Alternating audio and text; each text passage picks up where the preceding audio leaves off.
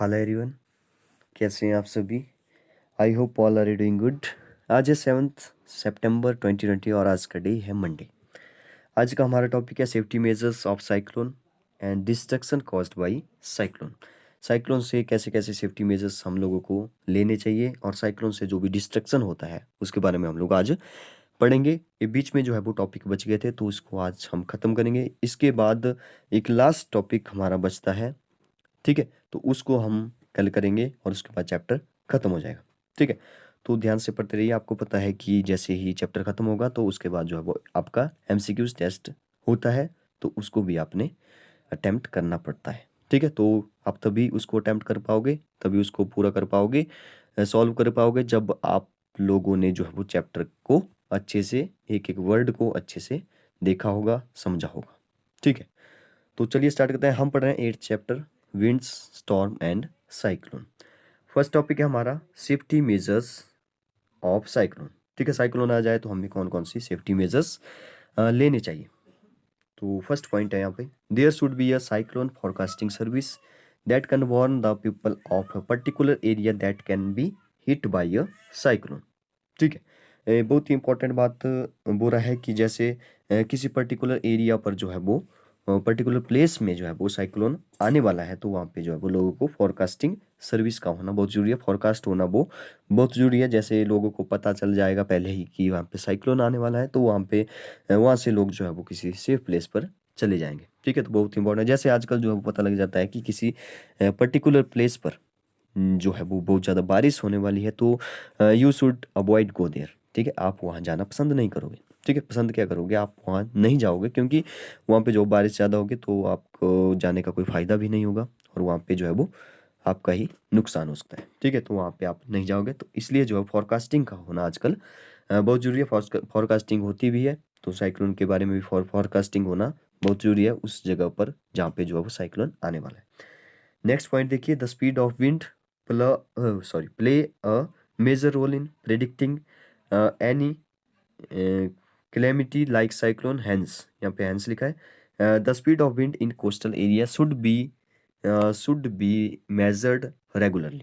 ठीक है, अभी बहुत इंपॉर्टेंट बात बता रहा है कि जैसे अगर साइक्लोन जो है वो कैसे प्रेडिक्ट किया जाएगी कि साइक्लोन जो है वो आ सकता है, कितनी परसेंट चांसेस है, कैसे जो है वो मतलब कि साइक्लोन के आने के चांसेस कितने हैं। ठीक है, साइक्लोन आएगा या नहीं आएगा, इसको कैसे प्रेडिक्ट किया जाएगा। ठीक है, तो ये बोला स्पीड ऑफ विंड, जो विंड की जो स्पीड है, जो हवा चल रही है उसकी कितनी स्पीड है। अगर ज़्यादा स्पीड है तो उसका मतलब है कि ज़्यादा चांसेस है कि साइक्लोन आए। ठीक है, तो स्पीड ऑफ विंड को जो है वो मेज़र करना कोस्टल एरिया पर बहुत ज़रूरी है और रेगुलरली जो है वो वहाँ पे मेज़र होना चाहिए। अच्छा, अगर पूछा जाए कि किस डिवाइस से जो है वो मेज़र किया जाता है।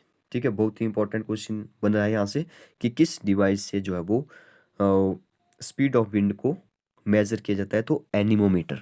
ठीक है, ANEMOMETER, एनीमोमीटर से जो है वो, एनीमोमीटर एक ऐसी डिवाइस है जिससे जो है वो स्पीड ऑफ विंड को मेज़र किया जाता है। नेक्स्ट देखिए, the warning should be communicated rapidly to the citizen ships that are sailing in the sea, government agencies and fishermen as well। ठीक है, यहाँ पे भी बहुत इंपॉर्टेंट बात बता रहा है कि जैसे जैसे जो वार्निंग है वो रिपीट होनी चाहिए बार बार। जैसे आपको पता लग गया कि स्पीड ऑफ विंड हाई है, मतलब कि बहुत ज़्यादा तेज़ी से चल रही है, इसका मतलब है साइक्लोन आने वाला है, तो लोगों को फोरकास्टिंग करना है और लोगों को जो है वो कम्युनिकेटेड बार बार बताना है। ऐसा नहीं कि एक बार बताया और फिर से नहीं बताया तो लोग भूल गए या मतलब लोगों को पता ही नहीं चला पहली बार, तो उसको जो है वो बार बार रिपीट करना पड़ेगा सिटीजन को। ठीक है, जो शिप्स होती है, जो शिप्स में जाते हैं सेलिंग करने के लिए, ठीक है, सीज में, समुद्रों में जाते हैं, तो उनके लिए बहुत ज़्यादा ज़रूरी है पता लगना कि वहाँ पे जो है वो साइक्लोन आने वाला है। ठीक है, government agency and fisherman as well. ठीक है, गवर्नमेंट एजेंसी को पता होना चाहिए और फिशरमैन जो भी समुद्रों में जाते हैं मछली पकड़ने, तो उनको भी पता होना चाहिए अच्छे से। ठीक है, नेक्स्ट है, along with this cyclone shelter. Along with this, cyclone shelter should be built in coastal area. Agency should be appointed.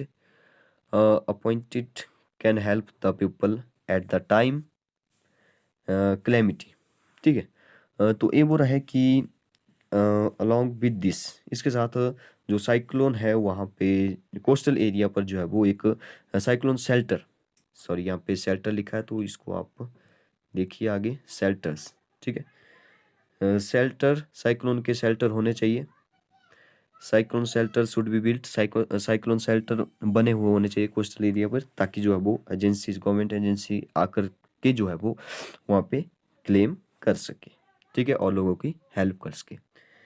Next point है हमारा, सॉरी नेक्स्ट टॉपिक है डिस्ट्रक्शन कॉज्ड बाय साइक्लोन।